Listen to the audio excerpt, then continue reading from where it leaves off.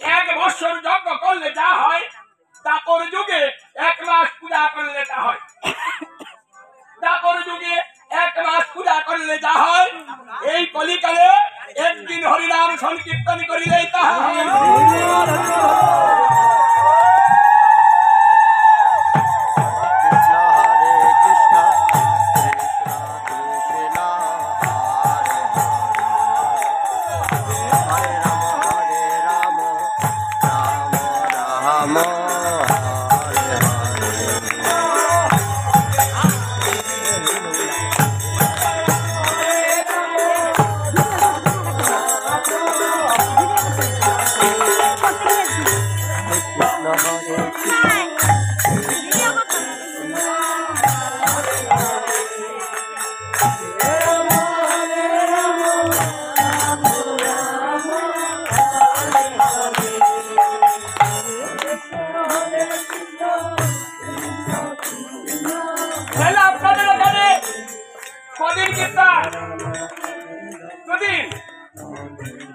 তাহলে কত বছর হলো?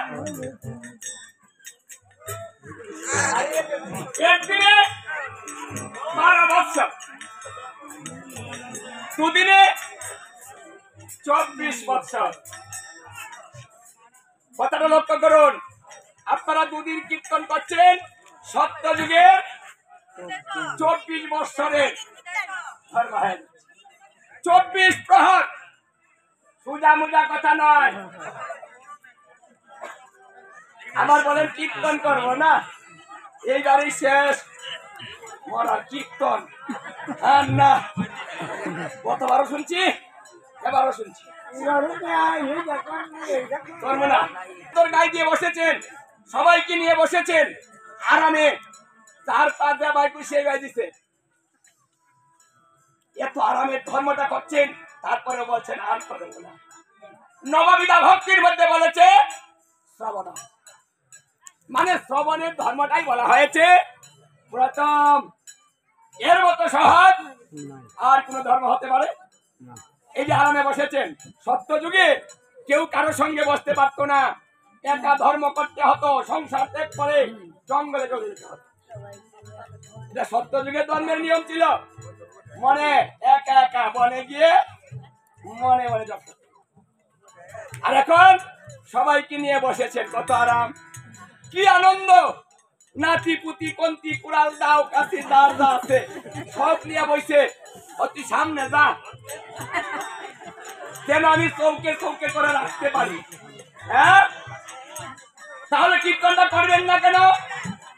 এই নাম যজ্ঞ হয় কৃষ্ণ আরাধন, সর্বদেবতার হয় আগমন। তাই এখানে শুধু মানুষ নয়, এই দত্ত কুড়িয়াতে সমস্ত দেবতারা আগমন করে। আপনাদের পাশে আছে, আপনার বাড়িতে আছে, আপনার পাশে বসেছে, আপনার কর্ম চক্ষুর দ্বারাতে দেবতা দর্শন করা সম্ভব নয়। এই জন্য কীর্তনে এসে কুতু ফেলতে নেই, পান খেতে নেই, চদ্দা খেতে নেই, ফুল দিতে নেই, টাকা দিতে নেই। দিলে কি হয়, যদি কোনো দেবতা আপনার পাশে থাকে, তার উপরে পড়ে যায়, তাহলে অভিশাপ দিয়ে আপনাকে বর্ষ করে ফেলবো।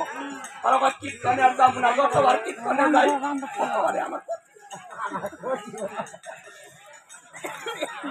অপরাধ করলেন আপনি, ঘুষ হয়ে গেল কীর্তনের। কালকে বাড়ি বলেছে না, নাম নিতে হবে, নাম শ্রবণ করতে হবে, তবে অপরাধ শূন্য হয়ে এলো কৃষ্ণ নাম।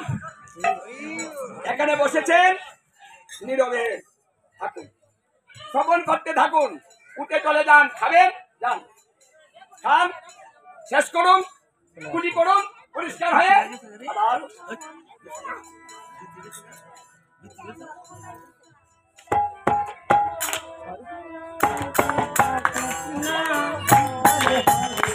আজকে গেল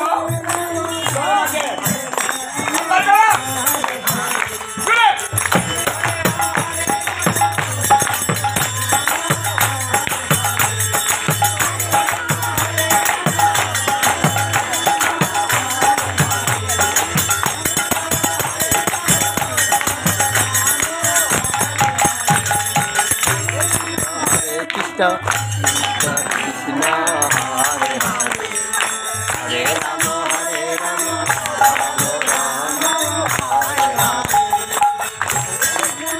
আচ্ছা ধর্মটা কেমন লাগে